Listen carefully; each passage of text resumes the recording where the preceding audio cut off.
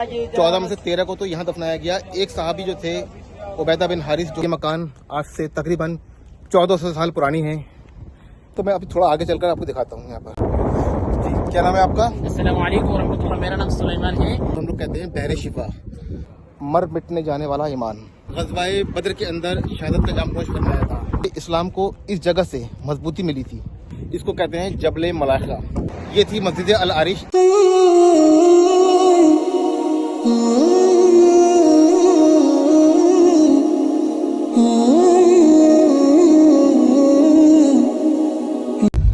अस्सलाम वालेकुम वरहमतुल्लाहि वबरकातुहू। मोअज़्ज़िज़ नाज़रीन, कैसे आप सब? उम्मीद करता हूँ आप सब लोग अपने अहल व अयाल के साथ खैर व आफियत से होंगे। तो दोस्तों, आज मेरा मदीनतुल मुनव्वरा में दूसरा दिन है और आज मैं जा रहा हूँ ज़ियारत के लिए। सबसे पहले हम जाएंगे मैदान बद्र, जहाँ पर इस्लाम की पहली जंग हुई थी।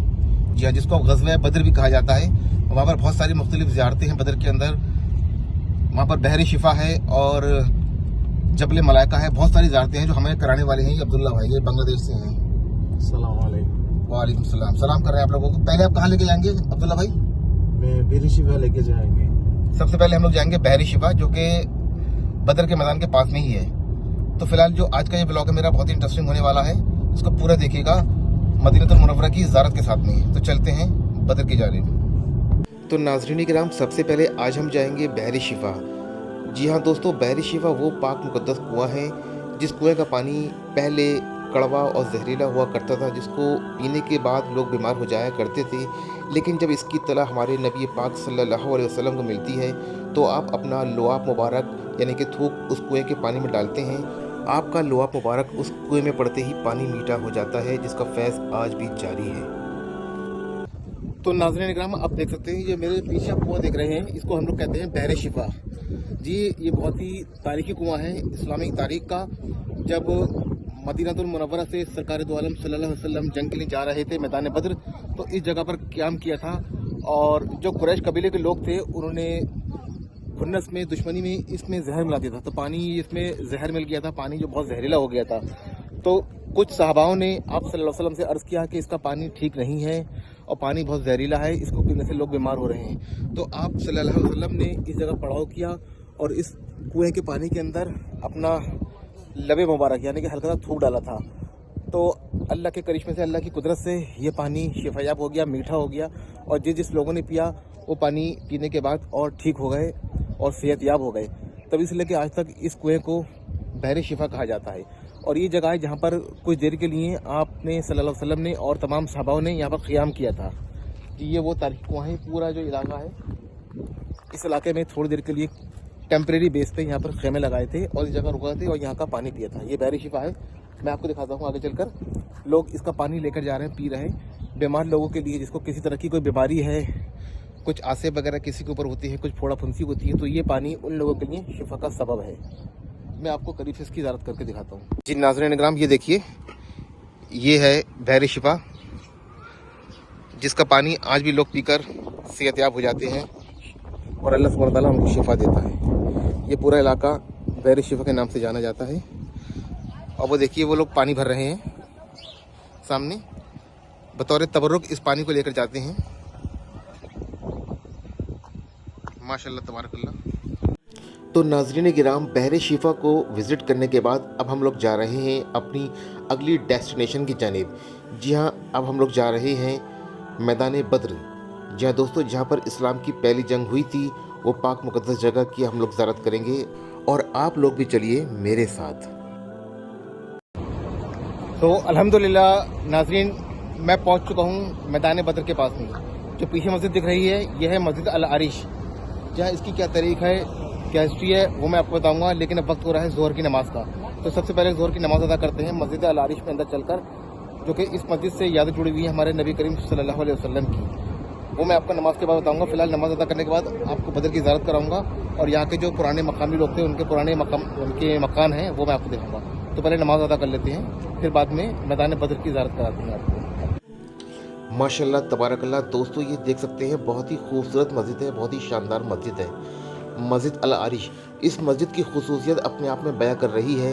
उस जगह का अलम क्या होगा जिस जगह पर मेरे आका सल्लल्लाहु अलैहि वसल्लम ने डेरा डाला था, खेमा लगाया था और बारगाह इलाही में दुआ की थी अपने सहाबाओं के लिए, जंग की फतेह याबी के लिए। माशाल्लाह तो बहुत ही मुक़द्दस जगह है ये। इस्लाम की तारीख में ये मस्जिद बहुत ही एक अहम मकाम रखती है। तो आप लोग भी कभी भी सऊदी अरब आ रहे हैं हज उम्रे के लिए तो इस मस्जिद को ज़रूर विज़िट करें और यहाँ पर 2 रकात नमाज नफिल ज़रूर पढ़ें। तो नाज़रीन किराम, ये थी मस्जिद अल आरिश जहाँ पर मैं अभी नमाज अदा करने आ रहा हूँ और ये मौजूद है मैदान बद्र जहाँ पर इस्लाम की पहली जंग हुई थी। उसके पास में ही मस्जिद है, इसको कहते हैं मस्जिद अल आरिश। अल आरिश क्यों कहते हैं? आरिश कहते हैं खेमा को। तो इस जगह हमारे आका सल्लल्लाहु नबी करीम सल्लल्लाहु अलैहि वसल्लम ने पड़ाव किया था, अपना खेमा लगाया था जी हाँ। और इस जगह बैठकर आपने सहाबाओं के लिए दुआ की थी जंग में फतेह याबी के लिए। तो इस जगह पर आपका खेमा था बतौर यादगार। अब यहाँ पर एक मस्जिद बना दी गई है जिसको हम अल आरिश कहते हैं। इसके अंदर मैंने भी ज़ोहर की नमाज़ अदा की जमात के साथ में और 2 नफिल पढ़े शुक्राने के मस्जिद में अंदर दाखिल होने के। तो दोस्तों बहुत ही पाक मुक़द्दस जगह है। इस मस्जिद से हमारे हुज़ूर सल्लल्लाहु अलैहि वसल्लम की यादें जुड़ी हुई हैं क्योंकि आप सल्लल्लाहु अलैहि वसल्लम ने इस जगह पर बैठकर अल्लाह की बारगाह में दुआ की थी कि जंग में फ़तेह मिले और अल्लाह सुब्हानहू व तआला ने फरिश्तों को भेज के जंग में गैबी मदद दी और इस्लाम को फ़तेह दी। तो अभी मैं आपको वो पाक मुक़द्दस मैदान भी दिखाने वाला हूँ जहाँ पर लड़ाई हुई थी, उस मकाम तक जहाँ पर हज़ारों की तादाद में जो कुफ़ार मक्का थे वासिल जहन्नुम हुए थे और 14 सहाबियों को यहाँ पर शहादत का जाम नोश फरमाने को मिला था। तो फिलहाल ये मस्जिद अल आरिश है। कभी भी आप सऊदी अरब उम्रा करने आ रहे हैं तो इस मुक़द्दस मस्जिद के अंदर नमाज नवाफिल पढ़ना बिल्कुल भी ना भूलें। तो अब चलते हैं मैदान बद्र की जानिब जहाँ पर जंग हुई थी, जो जंग का मैदान, उसको बैटल फील्ड भी कहते हैं। तो नाज़रीन इकराम, ये जो आप जगह देख रहे हैं ये वही जगह है जहाँ पर इस्लाम की पहली जंग हुई थी जिसको गज़वा बद्र या जंग बद्र के नाम से हम जानते हैं। लेकिन माशाल्लाह तबारकल्लाह इस जंग की जो कमांडरी थी, इस जंग की जो स्ट्रेटजी वो तैयार कर रहे थे हमारे आका सल्लल्लाहु अलैहि वसल्लम नबी करीम इस जगह बैठकर जहाँ पर मस्जिद अल आरिश है। ये हमारे हुजूर का खैमा था और यहाँ से आप कमांडरी कर रहे थे और अपने सहाबा किराम को इंस्ट्रक्शन दे रहे थे कि जंग में कैसे लड़ना है, किस जानिब लड़ना है और किस तरीके से लड़ना है। जी हाँ, आप सल्लल्लाहु अलैहि वसल्लम को पहले से ही पेशेनगोई हो जाती है कि कुरैश कबीले का कौन सा सरदार, कौन सा अफराद किसके हाथों कत्ल होने वाला है और वासिले जहन्नुम होने वाला है। नाज़रीन किराम, दोनों तरफ से बहुत ही घमासान की लड़ाई होती है। कुफ़ार मक्का की तादाद हज़ारों में होती है लेकिन मुसलमान सिर्फ 313 होते हैं। लेकिन अल्लाह सुब्हानहू व तआला नबी करीम की कौल से, उनकी दुआ से फ़रिश्तों को भेजता है जंग में मदद देने के लिए, गैबी मदद देने के लिए, और रिज़ल्ट उल्टा होता है। कुफ़ार मक्का समझ रहे होते हैं कि हम लोग जीत जाएंगे क्योंकि मुसलमानों की तादाद ना के बराबर थी, ना उनके पास कोई साजो सामान था, ना ही कोई ऐसी जंगी सलाहियत थी। फिर भी अल्लाह सुब्हानहू व तआला उनको एक रात में ऐसी सलाहियत दे देता है कि मानो उन्होंने न जाने कितनी जंगें जीतते आए हों। उनके इस जंग के हौसले को देख के कुफ़ार मक्का के होश फाख्ता हो जाते हैं और उनके बड़े बड़े सरदार मुसलमानों के हाथों वासिले जहन्नुम हो जाते हैं। माशाअल्लाह तबारकल्लाह हो भी क्यों ना, क्योंकि इस जंग की जो स्ट्रेटजी थी हमारे आका सल्लल्लाहु अलैहि वसल्लम ने तैयार की थी और जंग का नतीजा फ़तेह में मिला। तो दोस्तों मैं अभी थोड़ा आगे चलकर आपको दिखाता हूँ यहाँ पर, क्योंकि यहाँ पर अभी भी इस जगह को ऐसी वीरान छोड़ दिया गया है। सिर्फ दूर से लोग इस यहाँ की ज़ियारत करते हैं लेकिन फिर भी लोग जा रहे हैं। मैं जाकर देखता हूँ क्योंकि कुछ जो मकामात थे, कुछ निशान थे, वो यहाँ की गवर्नमेंट ने हटा दिए हैं। माशाल्लाह यूँ समझो कि इस्लाम को इस जगह से मजबूती मिली थी क्योंकि जंग से पहले जो कुफ़ार मक्का थे, जो मक्का के मुशरिकीन थे, वो इस्लाम और हमारे नबी करीम सल्लल्लाहु अलैहि वसल्लम को और तमाम सहाबा को बहुत हल्के में ले रहे थे। क्योंकि जब ये जंग शुरू हुई थी, जंग से पहले मुसलमानों के अंदर जंग की इतनी बड़ी सलाहियत नहीं थी, ना ही कुछ साजो सामान था जंग का, ना ही कुछ ऐसे हथियार थे जिससे जंग जीती जा सके। लेकिन फिर भी उनके पास अगर कुछ था तो था ईमान की दौलत, अल्लाह पर अक़ीदा और आप सल्लल्लाहु अलैहि वसल्लम के इशारे पर मर मिटने जाने वाला ईमान। जी हाँ, क्योंकि इससे पहले बहुत लोग जंग को उकसा रहे थे, यानी कि कुरैश के लोग जंग के लिए उकसा रहे थे, लेकिन आप सल्लल्लाहु अलैहि वसल्लम ने मना कर दिया था कि हमें लड़ाई नहीं लड़नी है। लेकिन उसके बाद एक वही नाजिल होती है।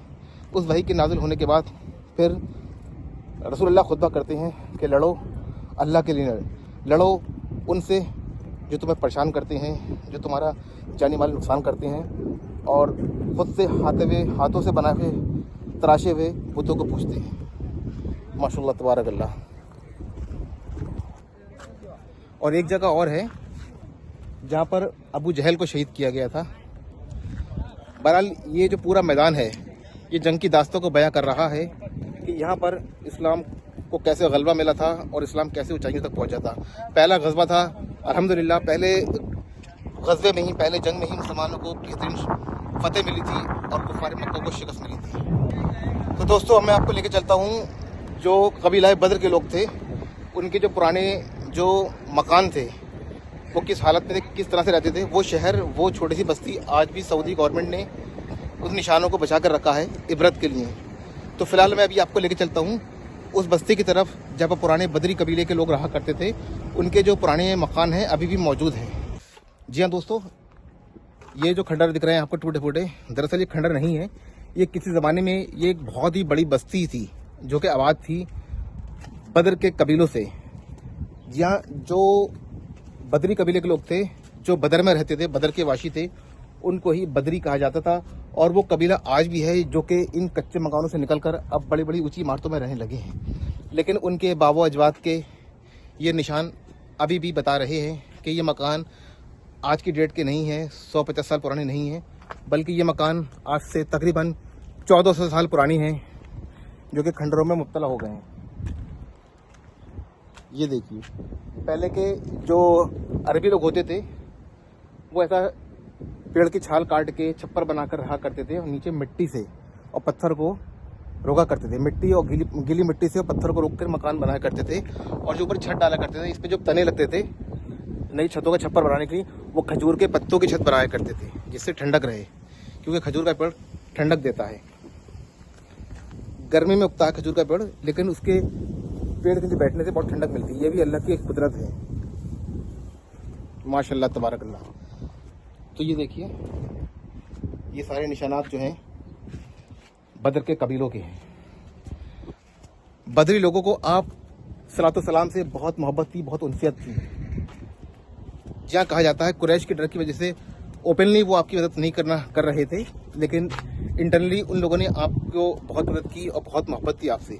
जब जंग बदर में मुसलमानों को फतेह मिली थी तो बदरी लोगों ने खूब जश्न मनाया था और बढ़ चढ़ कर हिस्सा लिया था। माशाल्लाह तबारक अल्लाह। जी हाँ दोस्तों, यही वो मुकद्दस कब्रिस्तान है जिसमें गज़वाए बद्र में शहीद हुए 14 सहाबी को, 14 में से 13 को तो यहाँ दफनाया गया। एक सहाबी जो थे उबैदा बिन हारिस, जो कि जख्मी हालत में थे, उनको यहाँ नहीं दफनाया गया, इससे थोड़ी दूरी पर उनको दफनाया गया है। बहरहाल ये बहुत ही पाक मुकद्दस कब्रिस्तान है जिसमें 13 सहाबी मदफन है। और इस जगह पर एक उधर टीला है, जैसे कि मैंने अभी आपको दिखाया। यहाँ पर आप सल्लल्लाहु अलैहि वसल्लम ने खुतबा दिया था अपने सहाबियों को हौसला अफजाई के लिए। माशाल्लाह तबारक अल्लाह। अब मैं आपको आगे लेकर चलता हूँ जहाँ पर तख्तियों पर तमाम शोधा के नाम लिखे हुए हैं। नाज़रीन इकराम, आप देख सकते हैं ये जो तख्तियों पर नाम लिखे हुए हैं ये उन 14 शोधाओं की नाम है जिन्होंने ग़ज़वाए बद्र के अंदर शहादत का जाम नोश फरमाया था। जैसे कि मैंने बताया 13 सहाबा तो इस पाक मुक़द्दस कब्रिस्तान में दफन है और उसमें एक सहाबा जो थे उबैदा बिन हारिस, उनको दूसरी मुख्तलिफ जगह पर मदफन किया गया है, क्योंकि जिस वक्त जंग हुई थी तो उस वक्त आप जख्मी हालत में थे, बाद में आप फौत हुए थे। यहाँ बहुत ही पाक मुक़द्दस ज़ारत है, ये नाम आप देख सकते हैं। तो नाज़रीन इकराम, आप ये मेरे पीछे ये पहाड़ी देख रहे हैं, रेत की पहाड़ी, इसको कहते हैं जबल मलाइका। जबल मलाइका क्यों कहते हैं? जब ग़ज़वा बद्र हुआ था, जंग बद्र हुई थी, तो जो मुसलमानों की तादाद थी सिर्फ 313 थी, जैसे कि मैंने आपको बताया, और जो कुफ़ार मक्का थे वो हज़ारों की तादाद में थे। तो आप सल्लल्लाहु अलैहि वसल्लम ने बारगाह इलाही में दुआ की थी कि या अल्लाह इस जंग में मेरी मदद फरमा।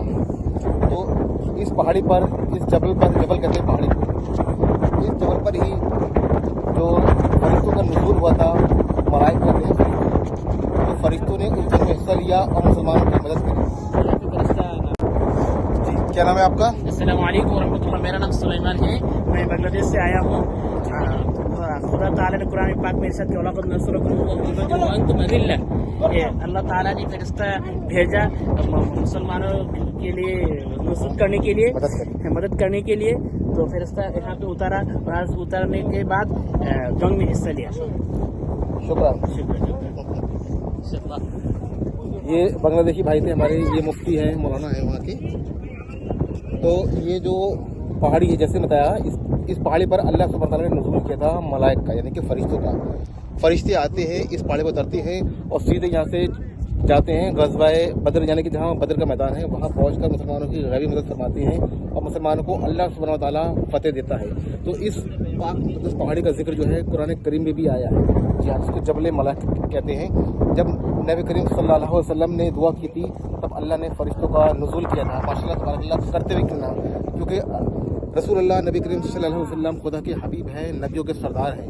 उनकी मुंह से अगर ज़रा सी बात निकल जाए, अल्लाह की बारगाह में हल्का सा कुछ अर्ज़ करते हैं तो अल्लाह सुब्हानहू व तआला उस चीज़ को नहीं डाल सकता है। तो आप लोग भी ज़ियारत करें माशाअल्लाह सुब्हानअल्लाह। और कभी भी आप सऊदी अरब आ रहे हैं हज करने के लिए, उम्रा करने के लिए, तो उस मुकद्दस पहाड़ को विजिट करना, ज़ियारत करना बिल्कुल भी ना भूलें। तो नाज़रीन इकराम, जो ये व्लॉग था मेरा बदर की ज़ियारतों का, ये मुकम्मल हुआ अल्हम्दुलिल्लाह। अगर आपको मेरा ये व्लॉग अच्छा लगा हो तो इसको लाइक और शेयर करना बिल्कुल भी ना भूलें। आप चाहो तो मुझे इंस्टाग्राम पे, फेसबुक पर भी फॉलो कर सकते हैं। तो दोस्तों, मदीना सीरीज़ का, उम्रा सीरीज़ के मेरे व्लॉग कंटिन्यू चलते रहेंगे। अब दूसरे व्लॉग में मैं आपको दूसरी ज़ियारतें कराऊंगा इंशाल्लाह। अगर ये व्लॉग अच्छा लगा हो तो एक बार मैं फिर आपसे कह रहा हूँ, इसको लाइक शेयर करें और चैनल ड्राइव सफ़र पे अगर नए हैं तो प्लीज़ सब्सक्राइब करें। मिलते हैं अगले व्लॉग में। तब तक अपना और अपने घर वालों का ढेर सारा ख्याल रखें। अल्लाह हाफिज़, शब खैर।